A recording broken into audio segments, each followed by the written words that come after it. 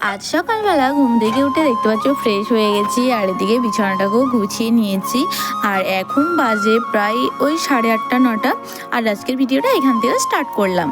তারপর এই যে দেখো, আমাদের বাড়ির সদস্যরা খাওয়ার জন্য সকাল থেকে কি করছে, সবাই মিলে ঝগড়া লেগে গেছে।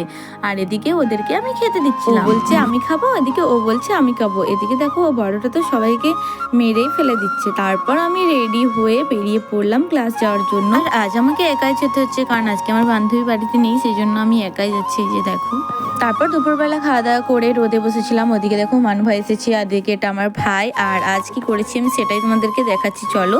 তো তোমরা দেখে জানাবে কমেন্ট করে কেমন হয়েছে। এই যে দেখো, এটা হচ্ছে একটা বাচ্চাদের আমব্রেলা ফ্রক, আর এই ফ্রকটা আমি নিজে তৈরি করেছি। কেমন হয়েছে তোমরা একটু কমেন্টে জানিও। পুরোটা হাত সেলাই করেছি, কারণ এখন যেহেতু আমাদের মেশিন এখনো শেখায়নি, তো সব কিছু হাতেই তৈরি করছি। তো যাই হোক, কেমন হয়েছে কমেন্টে জানিও। বাই।